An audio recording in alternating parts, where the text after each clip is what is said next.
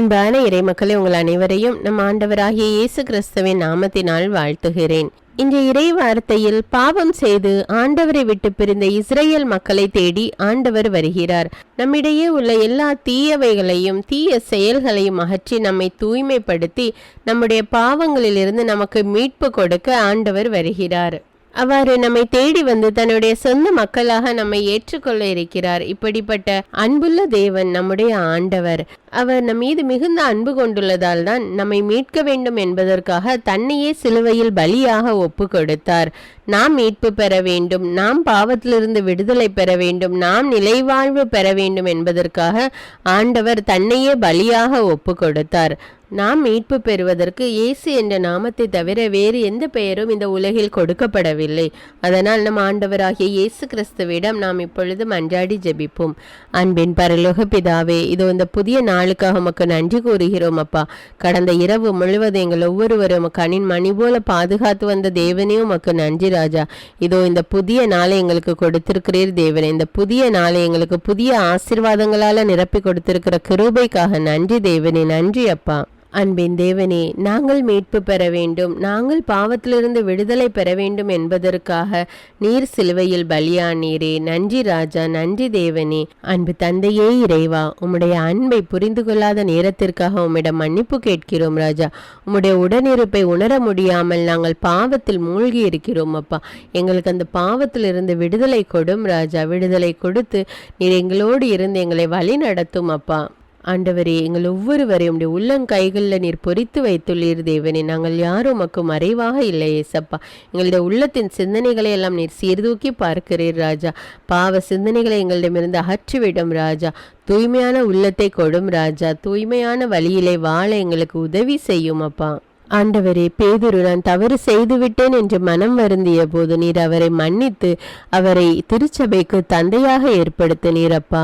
நாங்களும் கூட இதோ இந்த வினாடியில் எங்களுடைய தவறுகளை எல்லாம் உணர்கிறோம் அப்பா. எங்களுடைய தவறுகளுக்காக மன்னிப்பு கேட்கிறோம் ராஜா. எங்களை மன்னியும் அப்பா, மன்னியும் தேவனே. நாங்கள் மறுபடியும் அந்த தவறான வழியில நடக்காது எங்களை பாதுகாத்து கொள்ளும் அப்பா. எங்களுடைய இரத்த கோட்டைக்குள்ளே வைத்து பாதுகாத்து கொள்ளும் தேவனே. இரக்கத்தின் தேவன் நீர். அநேக மக்கள் பல்வேறு நோய்கள்னால் அவதிப்பட்டு கொண்டிருக்கிறார்கள் அப்பா. அவர்களுக்கு பூரண உடல் சுகத்தை கட்டளையிடும் அப்பா. அந்த பலவீனத்தை எடுத்து போடும் ராஜா. நம்முடைய பலத்தினால இடைகட்டி அருளும் தேவனே. ஆண்டவரே, திருமண காரியம் நடக்காமல் ஏற்ற வாழ்க்கை துணை கிடைக்காமல் அநேக மக்கள் வேதனையோடும் கவலையோடும் அழுது கொண்டிருக்கிறார்கள் அப்பா. அவர்களுக்கு ஏற்ற வாழ்க்கை துணையை கொடுத்து ஏற்ற நேரத்தில் திருமணத்தை நடத்தி வையும் அப்பா. மனிதன் தனிமையாக இருப்பது நல்லதென்று அவனுக்கு ஏற்ற துணையை உருவாக்குவேன் என்று சொல்லி ஏவாளை உருவாக்கிய தேவன் இதோ இந்த மக்களுக்கும் ஏற்ற வாழ்க்கை துணையை கொடும் அப்பா. கொடுத்து அவர்களை ஆசீர்வதியும் ராஜா. அப்படியே நீ செய்கிற கிருபைக்காக நன்றி ராஜா. நன்றி தேவனே. ஆண்டவரே, இதோ இந்த நேரத்தில் எங்கள் ஒவ்வொருவரை என்னோடு இணைந்து ஜெபிக்கிற ஒவ்வொரு மக்களையும் ஒப்பு கொடுக்கிறேன் அப்பா. எல்லோரையும் தொட்டு ஆசீர்வதியும் ராஜா. உம்முடைய பிரசன்னம் எப்பொழுது எங்கள் எல்லோரோடு கூட இருப்பதாக ராஜா. எங்களோடு இருந்து எங்களை வழி நடத்தும் தேவனே. எல்லா துதிகான மகிமை உமக்கே செலுத்துகிறேன். இயேசுவின் இன்ப நாமத்தில் ஜெபிக்கிறேன். ஆமீன். முதல் வாசகம். இறைவாக்கினர் எசேக்கியேல் நூலிலிருந்து வாசகம். அதிகாரம் 37. இறை வார்த்தைகள் 21 முதல் 28. தலைவராகிய ஆண்டவர் கூறியது, இதோ நான் இஸ்ரவேலர் சிதறுண்ட நாடுகளில் இருந்து அவர்களை அழைத்து எம் அருங்கினின்றும் கூட்டி சேர்த்து அவர்களின் சொந்த நாட்டிற்கு கொணர்வேன். இஸ்ரவேலின் மலைகள் மீது அவர்களை ஒரே நாட்டினர் ஆக்குவேன். அவர்கள் எல்லோருக்கும் ஒரே அரசன் இருப்பான். அவர்கள் இனிமேல் ஒருபோதும் இரு நாடுகளாகவோ இரு அரசுகளாகவோ பிரிந்திரார். அவர்கள் இனிமேல் ஒருபோதும் தங்கள் தெய்வ சிலைகளாலோ இழிந்த அருவருப்பான பொருள்களாலோ தங்கள் வேறெந்த குற்றங்களாலோ தங்களை தீட்டுப்படுத்தி கொள்ள மாட்டார்கள். ஏனெனில் அவர்கள் பாவம் செய்த எல்லா குடியிருப்புகளிலிருந்தும் அவர்களை நான் மீட்டு தூய்மையாக்குவேன். அவர்கள் எனக்கு மக்களாயிருப்பர், நான் அவர்களுக்கு கடவுளாயிருப்பேன். என் ஊழியன் தாவீது அவர்களுக்கு அரசனாயிருப்பான். அவர்கள் அனைவருக்கும் ஒரே ஆயன் இருப்பான் என என் நீதி நெறிகளின்படி அவர்கள் நடப்பர்.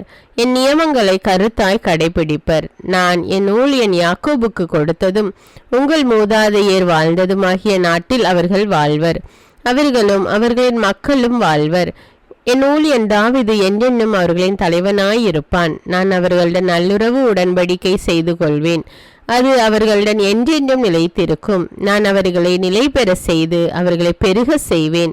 என் தூயகத்தை அவர்கள் நடுவே என்றென்றும் நிலைக்க செய்வேன். என் உறைவிடம் அவர்கள் நடுவே இருக்கும். நான் அவர்களுக்கு கடவுளாயிருப்பேன், அவர்கள் எனக்கு மக்களாயிருப்பர். என் தூயகம் அவர்கள் நடுவே என்றென்றும் நிலைத்திருக்கையில் இஸ்ரவேலை தூய்மைப்படுத்துபவர் ஆண்டவராகிய நானே என வேற்றினத்தார் அறிந்து கொள்வர். இது ஆண்டவரின் அருள்வாக்கு. இறைவனுக்கு நன்றி. நற்செய்தி வாசகம். புனித யோவான் எழுதிய தூய நற்செய்தியிலிருந்து வாசகம். அதிகாரம் 11, இறை வார்த்தைகள் 45 முதல் 57. அக்காலத்தில் மரியாவிடம் வந்திருந்த யூதர் பலர் இயேசு செய்ததை கண்டு அவரை நம்பினர். ஆனால் அவர்களுள் சிலர் பரிசேயரிடம் சென்று இயேசு செய்ததை தெரிவித்தனர். தலைமை குருக்களும் பரிசேயரும் தலைமை சங்கத்தை கூட்டி, இந்த ஆள் பல அரும் அடையாளங்களை செய்து கொண்டிருக்கிறானே, என்ன செய்யலாம்? இவனை இப்படியே விட்டுவிட்டால் அனைவரும் இவனிடம் நம்பிக்கை கொள்வர். அப்போது உரோமையர் வந்து நம் தூய இடத்தையும் நம் இனத்தையும் அழித்து விடுவார்களே என்று பேசிக்கொண்டனர். கயபா என்பவர் அவர்களுள் ஒருவர். அவர் அவ்வாண்டின் தலைமை குருவாய் இருந்தார். அவர் அவர்களிடம், உங்களுக்கு ஒன்றும் தெரியவில்லை. இனம் முழுவதும் அழிந்து போவதை விட ஒரு மனிதன் மட்டும் மக்களுக்காக இறப்பது நல்லது என்பதை நீங்கள் உணரவில்லை என்று சொன்னார். இதை அவர் தாமாக சொல்லவில்லை. அவர் அவ்வாண்டின் தலைமை குருவாய் இருந்ததால் இயேசு தம் இனத்திற்காகவும் தம் இனத்திற்காக மட்டுமன்றி சிதறி வாழ்ந்த கடவுளின் பிள்ளைகளை ஒன்றாய் சேர்க்கும் நோக்குடன் அவர்களுக்காகவும் இறக்கப் போகிறார் என்று இறைவாக்காக சொன்னார். ஆகவே அன்றிலிருந்து அவர்கள் இயேசுவை கொன்றுவிட திட்டம் தீட்டினார்கள். அது முதல் அவர் யூதரிடையே வெளிப்படையாக நடமாடவில்லை. அவர் அவ்விடத்து நின்று அகன்று பாலை நிலத்திற்கு அருகிலுள்ள பகுதிக்கு போனார். அங்கு எப்ராஹிம் என்னும் ஊரில் தம் சீடருடன் தங்கியிருந்தார். யூதர்களுடைய பாஸ்கா விழா அண்மையில் நிகழ இருந்தது. விழாவுக்கு முன் தங்கள் தூய்மை சடங்குகளை நிறைவேற்ற பலர் நாட்டுப்புறங்களில் இருந்து எருசலேமுக்கு சென்றனர். அங்கே அவர்கள் இயேசுவை தேடினார்கள். அவர் திருவிழாவுக்கு வரவே மாட்டாரா? நீங்கள் என்ன நினைக்கிறீர்கள் என்று கோவிலில் நின்று கொண்டிருந்தவர்கள் தங்களிடையே பேசிக்கொண்டார்கள். ஏனெனில் தலைமை குருக்களும் பரிசேயர்களும் இயேசுவை பிடிக்க எண்ணி அவர் இருக்கும் இடம் யாருக்காவது தெரிந்தால் தங்களிடம் வந்து அறிவிக்க வேண்டும் என்று கட்டளையிட்டிருந்தார்கள். இது கிறிஸ்துவின் நற்செய்தி. கிறிஸ்துவே உமக்கு புகழ்.